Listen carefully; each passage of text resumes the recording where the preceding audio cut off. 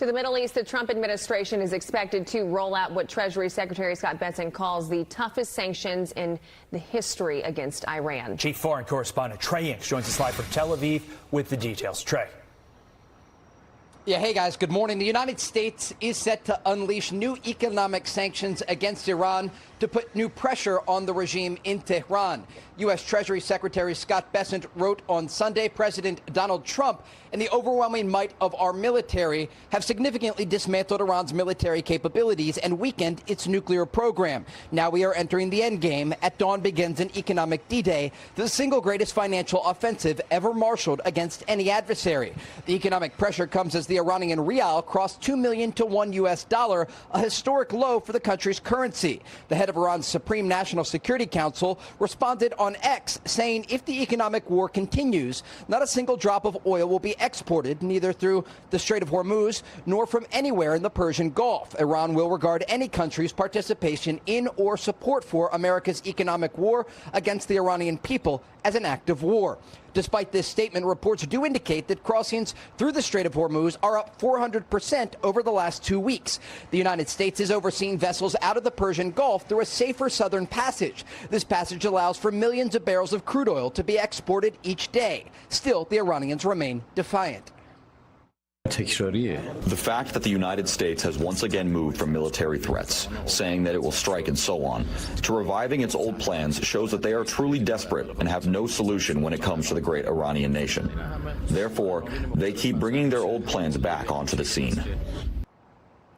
The U.S. naval blockade also remains in place, as CENTCOM says 70 commercial vessels have been redirected since the blockade was reimposed. In terms of U.S. military movement, the USS Abraham Lincoln is headed home after being deployed for 274 days. This aircraft carrier made its last port call in December, breaking a Navy record. The vessel is being replaced by the Japan-based USS George Washington. On Friday, President Trump doubled down on his position that the strait is now U.S. territory. They'll never have a nuclear weapon. They want to make a deal so badly. We don't even know if we want, because I view the Strait of Hormuz as an American territory right now. It's an American territory. The question remains, will this new economic pressure lead to a deal or a return to combat? Guys? Trey, we have had sanctions on Iran for decades, and we've been in a war with them now for months with increased sanctions. Iran's economy is teetering on the collapse as it is. How could these new sanctions actually be the death blow to the Iranian economy and ultimately, at the end of the day, force this regime out? Look, there's a compounding factor here, and we don't know exactly what's going to be announced by the U.S. Treasury, but the rial number is really the most significant over the past 24 hours. It is at a historic low, more than 2 million rial to $1 US, and it's an indication that inflation inside of Iran is rapidly rising. Coupled with the U.S. naval blockade and additional sanctions, it puts new pressure on the regime in Tehran. And again, this question about who can make the decisions inside of Iran. President Trump on Friday talked about this as being one of the biggest problems of the United States, that even if new pressure is applied, they have to get to the individuals who can actually make an agreement and ensure that it's enforced. Okay, Trey Inks live for us. Thank you, Trey. We're going to bring in the U.S. Ambassador to NATO, Matt Whitaker. Matt, thanks for coming on. You know, obviously, as we just heard Trey say, we don't know what these sanctions are going to be that's going to be announced today. But my question is, why wasn't something like this done sooner? Good morning, and it's good to be with you. Well, Ashley, the real reason is that obviously there is a escalation that you would go through. You don't maximize everything that you bring to a conflict like this. And so, you know, President Trump has obviously kept the clear goal of getting a deal done that guarantees forever that Iran does not possess nuclear weapons, and that's going to always be the #1 goal. And so, you know, incrementally increasing the pressure on Iran and the regime, I think, will accomplish that.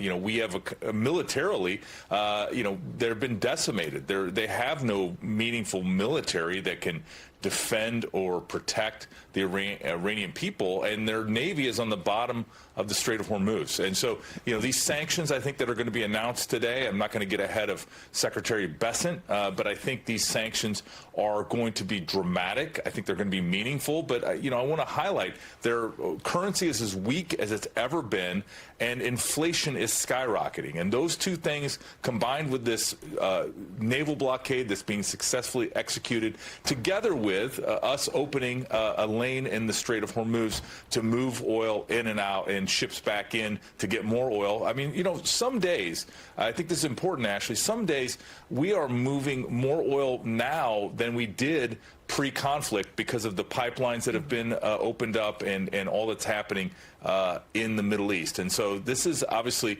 we are entering an end phase, but, Scott Bessent's announcement today is critical and important. Yeah, and he's putting other nations on notice, warning those who continue to financially back Tehran, stating the following: the alternative for those who tether themselves to Tehran is the foreclosure of any path to lasting prosperity, and any nation that serves as a financial artery of a withering regime should expect to share in its isolation. Basically saying, look, we're going after Iran, but if you side with Iran, we're going to go after you too, and that's going to be horrible for your future.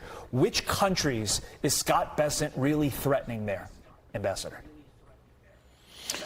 Well, there are several countries that still continue to trade with Iran, and it's no secret, and it's been publicly talked about, that China still buys oil from Iran, especially when it was able to get out of the strait. Countries like India also accept shadow fleet oil from other countries, including Iran. So I think there's, this is a clear indication that the conflict is with Iran, that we do not seek conflict. To expand this conflict, we want everybody to join the United States in the denuclearization of Iran, because this is an important project. Can you imagine, as crazy as they have been since this conflict began, if they possessed a nuclear weapon, how threatening that would be, not only to the region, but as they developed even more sophisticated missile technologies, how that could threaten here in Europe and even the continental United States. And that is not acceptable. President Trump has said that that is not acceptable, and he's taken action. Many presidents have dithered on this issue. President Trump has taken decisive action. Yeah, and as we heard Trey say, I mean, one of the main issues, if not, it's a huge issue with dealing with Iran, is who is making these decisions and who's agreeing on this, because we'll say one thing and then we'll hear them say something completely different. So obviously that is something that is high on the radar for the administration. But do you think that they can actually come to some sort of agreement? I mean, if not all this pressure is put on them, but do you think there can be an agreement made with them? I think there is always a chance for a deal to be made. We continue to be open to that possibility. But this is absolutely an issue, is knowing exactly who you're making a deal with and can they follow through. And, the bluster that we're hearing from the Iranians is from desperation. They are obviously not strong. They're not in a strong position.